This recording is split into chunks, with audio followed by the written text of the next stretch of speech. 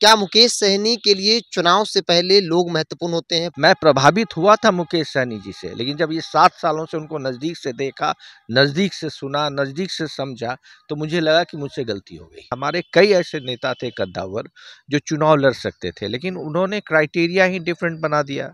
अभी जो 3 सीटें मिली, इसमें भी किसी भी निषाद समाज को के एक भी व्यक्ति को टिकट नहीं दिया गया।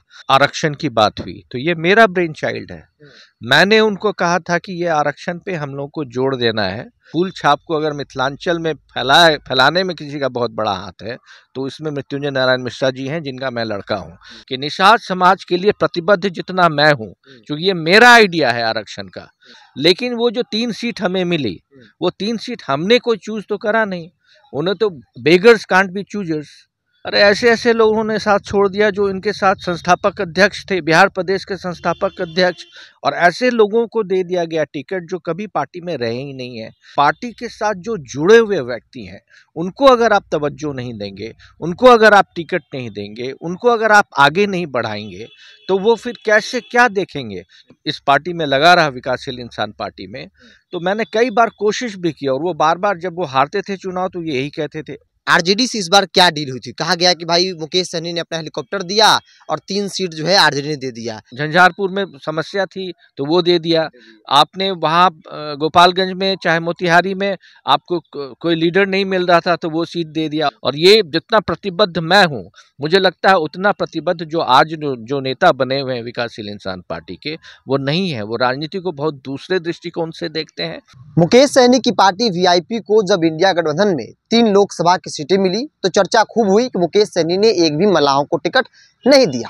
बहरहाल इस पर हम बात करेंगे। इससे पहले हम आपको बता दें कि वीआईपी पार्टी के राष्ट्रीय प्रवक्ता, राष्ट्रीय उपाध्यक्ष समेत कई वीआईपी के नेता कल वीआईपी पार्टी को छोड़कर भारतीय जनता पार्टी में शामिल हो गए। मेरे साथ राजीव मिश्रा है, राष्ट्रीय प्रवक्ता और राष्ट्रीय उपाध्यक्ष वीआईपी पार्टी के रहे हैं। आप लोगों ने अब मुकेश सहनी का साथ छोड़ दिया, वजह क्या रही? क्योंकि कल तक तो मुकेश सहनी आप लोग ठीक थे, अचानक से आप भाजपा के हो गए, क्यों? नहीं देखिए, काफी दिनों से जब से ये पार्टी बनी है, क्योंकि हम लोग तो तभी से जुड़े हुए हैं, और जिस ढंग से पार्टी में निर्णय लिया जा रहा था, जब भी आप देखो, आपको मैं बता दूं कि जब विधानसभा का चुनाव था 2020 में, तो उस समय जिस तरह से हम लोगों को महागठबंधन छोड़ना पड़ा, और फिर लास्ट मोमेंट पे भारतीय जनता पार्टी ने हमें 11 सीट दिया, और वो भी बिल्कुल लास्ट मोमेंट में। अब उसके बाद जो सीट को में कैंडिडेट को चुनने की जो आवश्यकता हुई, बात हुई, तो वहाँ कहीं भी ये इम्पोर्टेंट नहीं था कि विकासशील इंसान पार्टी से कौन जुड़ा हुआ है, निषाद विकास संघ से कौन जुड़ा हुआ है। अब हमारे जो संस्थापक अध्यक्ष अशोक चौधरी जी और ऐसे कई लोग थे, राजभूषण जी जो लड़े भी थे चुनाव लोकसभा का पिछली बार, और अभी भाजपा से लड़ रहे हैं। ऐसे कई नेता थे जो बिल्कुल चुनाव लड़ सकते थे। जो 11 सीट मिली थी उसमें भारतीय जनता पार्टी की तरफ से जो गठबंधन में मिला था, उसमें हमारे कई ऐसे नेता थे कद्दावर जो चुनाव लड़ सकते थे, लेकिन उन्होंने क्राइटेरिया ही डिफरेंट बना दिया। अब क्राइटेरिया क्या है वो मैं खुल के नहीं बताना चाहता हूँ। अभी जो 3 सीटें मिली, इसमें भी किसी भी निषाद समाज को के एक भी व्यक्ति को टिकट नहीं दिया गया। जो अपने कार्यकर्ता हैं, जो पिछले 10 साल से निषाद विकास संघ में लगे हुए हैं, जो विकासशील इंसान पार्टी में लगे हुए हैं, पूरे बिहार में मजबूती से लगे हुए हैं पार्टी के लिए, उनके लिए कोई कंसीडर नहीं किया गया। कंसीडरेशन कुछ और था। तो राजनीति इस तरह से अगर चलेगी, और जो अच्छे लोग हैं जो समाज के लिए कुछ करना चाहते हैं, अब जैसे निषाद समाज के लिए आरक्षण की बात हुई, तो ये मेरा ब्रेन चाइल्ड है। मैंने उनको कहा था कि ये आरक्षण पे हम लोग को जोड़ देना है और आरक्षण को लेकर के आगे बढ़ना है, सो दैट हम लोगों की पार्टी एक मजबूत स्थिति में आएगी, और उसके बाद हम A to Z की राजनीति करेंगे।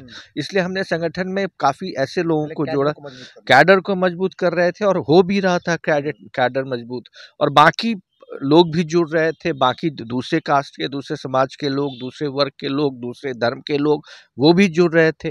तो राजनीति को आप धीरे धीरे ही आगे बढ़ सकते हैं, राजनीति में धीरे धीरे ही आगे बढ़ा जा सकता है।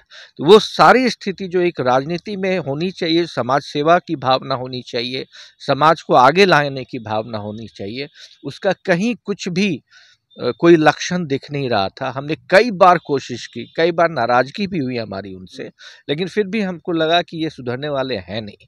और ऐसे में एक ऐसी पार्टी जो भारतीय जनता पार्टी विश्व की सबसे बड़ी पार्टी है और बिल्कुल धरातल पे काम करती है, एक बहुत बड़ा संगठन है, बहुत बड़ा कार्यकर्ताओं का फौज है। और आप देख ही रहे हैं कि इस बार इलेक्शन में किस तरह से चुनाव लड़ा जा रहा है। कल माननीय प्रधानमंत्री जी का जो रोड शो था पटना में, वो अभूतपूर्व था और बिहार उनके लिए कितना इम्पोर्टेंट है ये भी दर्शाता है।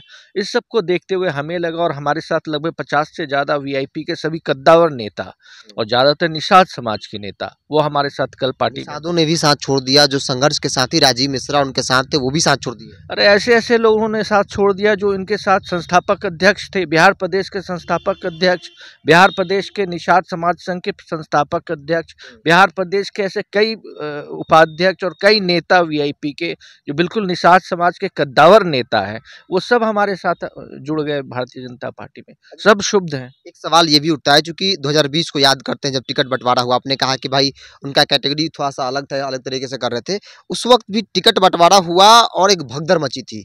आज की तारीख में टिकट बंटवारा हुआ और भगदड़ मच गई, तो क्या मुकेश सहनी के लिए चुनाव से पहले लोग महत्वपूर्ण होते हैं? पार्टी संगठन कार्यकर्ता को ज्यादा तवज्जो देते हैं, जैसे टिकट मिलते ही सबको भूल जाते हैं? देखिए, जैसे ही जब पिछली बार भी ऐसा हुआ था, जब 11 टिकट गठबंधन की तरफ से, भारतीय जनता पार्टी एनडीए गठबंधन की तरफ से मिला था, तो उस समय भी वो बिल्कुल अलग हो गए थे, किसी से बात नहीं कर रहे थे, कोई कोर कमेटी से राय विचार कुछ भी नहीं लिया। इस बार भी किसी भी कोर कमेटी, किसी भी व्यक्ति से कोई भी राय विचार नहीं लिया गया और ऐसे लोगों को दे दिया गया टिकट जो कभी पार्टी में रहे ही नहीं है। ठीक है, एक जीतना आवश्यक है, लेकिन पार्टी जब आप शुरू कर रहे हैं, मजबूत कर रहे हैं, तो पार्टी के साथ जो जुड़े हुए व्यक्ति हैं उनको अगर आप तवज्जो नहीं देंगे, उनको अगर आप टिकट नहीं देंगे, उनको अगर आप आगे नहीं बढ़ाएंगे, तो वो फिर कैसे क्या देखेंगे? क्योंकि वो भी समाज सेवा के लिए आए हुए हैं, लेकिन वो भी संगठन में हैं और वो चाहते हैं कि जिम्मेदारी उनको भी मिले। और एक जो पॉलिटिकल पार्टी है आज, जो भारतीय जनता पार्टी है, क्या वो भारतीय जनता पार्टी सिर्फ नरेंद्र मोदी जी चला रहे हैं क्या? एक पूरा संगठन है, एक पूरे लोग बैठे हुए हैं, कोर कमेटी है, एक एक टिकट पर बात विचार किया जाता है, फिर ऐसे लोगों को दिया जाता है जो जो पार्टी के लिए भी प्रमुख हैं और जो काम भी अच्छा कर सकते हैं और जीत भी सकते हैं।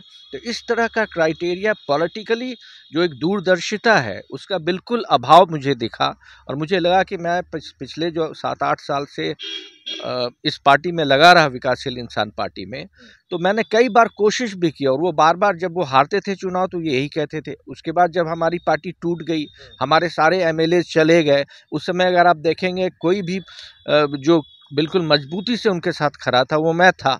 उस समय वो मेरी बात काफ़ी सुन रहे थे और जैसे ही फिर मैंने मना किया था कि आप उत्तर प्रदेश में अभी बिना तैयारी के नहीं जाइए, क्योंकि गठबंधन एनडीए से यहाँ पे है, आप एनडीए के खिलाफ में कैसे उत्तर प्रदेश में लड़ सकते हैं? ये लॉजिक नहीं है और बिना लॉजिक की राजनीति आप कर नहीं सकते हैं। या तो आप अकेले राजनीति करें, अगर गठबंधन में करें तो उसका गठबंधन के साथ रहने की जो बाध्यता होती है उसको मान के करना पड़ेगा। अंतिम सवाल लेते हैं, क्योंकि मुझे याद है जब अमित शाह से मुकेश सहनी की मुलाकात होती है तब भी राजीव मिश्रा उनके साथ होते हैं, आरजेडी से बातचीत होती है तभी आप उनके साथ होते हैं। आरजेडी से इस बार क्या डील हुई थी? कहा गया कि भाई मुकेश सहनी ने अपना हेलीकॉप्टर दिया और 3 सीट जो है आरजेडी ने दे दिया, तो आखिर वाकई में डील क्या हुई? इस पे कोई डील पे मैं कोई बात नहीं करना चाहूँगा, क्योंकि इस तरह का मेरा व्यक्तित्व नहीं है कि मैं पार्टी में नहीं हूँ तो इसका मतलब कुछ भी बोल दूँ, ये अच्छा भी नहीं लगता है। लेकिन वो जो 3 सीट हमें मिली, वो 3 सीट हमने कोई चूज़ तो करा नहीं, उन्हें तो beggars can't be choosers. Last moment में जब भारतीय जनता पार्टी ने पूरी तरह से खारिज कर दिया और कहा कि आपको नहीं साथ में लेंगे, तो हमारे पास कोई ऑप्शन नहीं था। तो उस ऑप्शन के नहीं होने के कारण आप महागठबंधन की ओर गए और जिस ढंग से आपको सीट दिया गया और जिस तरह से आपको बिल्कुल ऐसे सीट्स दिए गए जहां पे उनको प्रॉब्लम था, उनको झंझारपुर में समस्या थी तो वो दे दिया। आपने वहाँ गोपालगंज में चाहे मोतिहारी में आपको कोई लीडर नहीं मिल रहा था तो वो सीट दे दिया। और आपके पास मुकेश सहनी जी के पास कोई ऑप्शन नहीं था। और उन्होंने जब उस समय जब ये फाइनल कर रहे थे तो मैं बार बार कह रहा था कि थोड़ा सा संभल के या फिर अकेले लड़ते हैं, संतोषम परम सुखम, संतोष करते हैं, अपना जो पार्टी की जो विचारधारा है उसको आगे बढ़ाते हैं और इलेक्शन तो आगे भी होगा। लेकिन इस तरह से बिल्कुल हार करके और फिर जिस तरह से सीट जिस तरह से आपने दिया, ये दूरदर्शिता नहीं है, पार्टी ऐसे नहीं चलती है। और मैं बहुत मुझे तो खुशी है कि मैं समय रहते मैंने निर्णय ले लिया और मेरी टीम ने, मेरे साथ जितने भी निषाद समाज के लोग थे कद्दावर।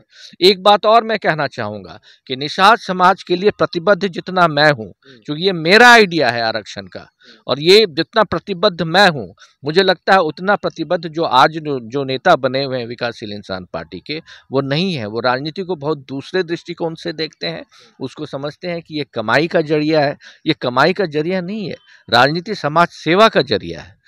मैं ऐसे पृष्ठभूमि से आता हूँ, ऐसे समाज से आता हूँ, इस परिवार से आता हूँ जिन्होंने शुरू से समाज सेवा करा है। मैं तो लोकसभा टेलीविजन का CEO, एडिटर इन चीफ, अभी मैं एमिटी ग्रुप का CEO, इससे पहले सैमसंग का मैं एशिया का वाइस प्रेसिडेंट। तो मुझे कोई ज़रूरत तो थी नहीं बिहार वापस आने की। मैंने स्विट्जरलैंड में पढ़ाई की, अमेरिका में पढ़ाई करा, और अब बिहार आया तो मैं उसी इससे आया था कि मैं करना चाहता हूं कुछ ना कुछ, और अब भारतीय जनता पार्टी के साथ करूंगा। एक अंतिम सवाल ले लेते हैं, क्योंकि यह सवाल भी बनता है। झंझारपुर की सीट जब VIP खाते में गई थी तो राजीव मिश्रा की चर्चा खूब हुई कि राजीव मिश्रा एक प्रबल दावेदार है, राजीव मिश्रा को टिकट नहीं मिला। क्या नाराजगी उस बात को लेकर है? अगर नाराजगी है, आपने पार्टी बदल लिया, भाजपा के साथ आ गए, तो फिर आगे की राजनीति क्या है, किस प्रकार से करेंगे? देखिए, मैं शॉर्ट टर्म राजनीति करता नहीं हूँ, और शॉर्ट टर्म राजनीति करना मेरा मजबूरी नहीं है। मैं एक एस्टैब्लिश्ड प्रोफेशनल हूँ। मैं एक अच्छा पत्रकार रहा हूँ, CEO रहा हूँ, एडिटर इन चीफ रहा हूँ, कई नेशनल चैनल्स को लॉन्च करा है। अगर आप गूगल करेंगे आपको पता चल जाएगा। तो मुझे कोई MP या MLA बनने के लिए मैं नहीं आया हूँ, मैं समाज सेवा के लिए आया हूँ। और भारतीय जनता पार्टी उस विचार से मुझे बहुत अच्छी लगी। मैं प्रभावित हुआ था मुकेश सहनी जी से, लेकिन जब ये 7 सालों से उनको नज़दीक से देखा, नज़दीक से सुना, नज़दीक से समझा, तो मुझे लगा कि मुझसे गलती हो गई। आगे भाजपा में क्या है? भारतीय जनता पार्टी में मेरी जो पत्रकार के तौर पे मेरे रिश्ते बहुत ही अच्छे रहे हैं, राष्ट्रीय नेताओं से दोस्ती रही है। आज जब मैं भारतीय जनता पार्टी बिहार प्रदेश में यहाँ ज्वाइन करा कल, तो मुझे निर्देश एक्चुअली राष्ट्रीय नेताओं ने ही कहा था कि आप जाओ और बिहार से शुरू करो, क्योंकि मैं पहले भी वहाँ भारतीय जनता पार्टी के लिए परोक्ष रूप से, चूँकि मेरे पिताजी मृत्युंजय नारायण मिश्रा जी, डॉक्टर जगन्नाथ मिश्रा जी के बड़े भाई, जब डॉक्टर जगन्नाथ मिश्रा बिहार के चीफ मिनिस्टर थे, उस समय भारतीय जनता पार्टी को कोई जानता नहीं था। और 1991 में मिथिलांचल से सहरसा सीट, मधेपुरा सीट और सुपौल सीट एक थी, तो भारतीय जनता पार्टी की तरफ से पंडित मृत्युंजय नारायण मिश्रा जी ने चुनाव लड़ा था। और जो फूल छाप है, फूल छाप को अगर मिथिलांचल में फैलाने में किसी का बहुत बड़ा हाथ है तो इसमें मृत्युंजय नारायण मिश्रा जी हैं, जिनका मैं लड़का हूं। कैलाशपति मिश्रा जी ने भी, जिस तरह से वो कैलाशपति मिश्रा जी, मृत्युंजय नारायण मिश्रा जी और कई लोग थे जो उस समय लगे हुए थे कद्दावर, भाजपा को एस्टैब्लिश करने में थे।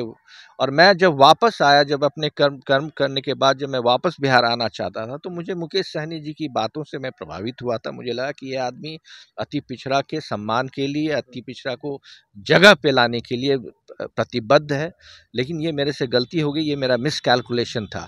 प्रतिबद्धता जितनी भारतीय जनता पार्टी में है, चाहे वो किसी समाज के लिए हो, चाहे अति पिछड़ा के लिए हो, पिछड़ा के लिए हो, या अगड़ा के लिए हो, किसी भी समाज के लिए हो, किसी भी धर्म के लिए हो, जो प्रतिबद्धता भारतीय जनता पार्टी में है, जो विचारधारा, बहुत ही क्लियर विचारधारा भारतीय जनता पार्टी में है, वो आज के डेट में किसी पार्टी में नहीं है। चलिए, राजीव मिश्रा जी की नेता के अलावा एक पहचान ये भी है कि देश के टॉप 10 पत्रकारों में ये अपना भी स्थान रखते हैं, और हमने आपको कई वीडियो में बताया भी है। बहरहाल, आपने जाना और समझा कि इन्होंने मुकेश सहनी का साथ क्यों छोड़ दिया।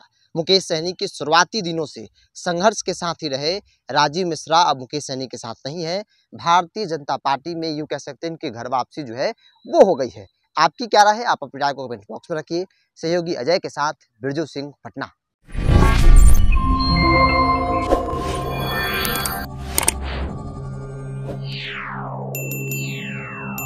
Yeah.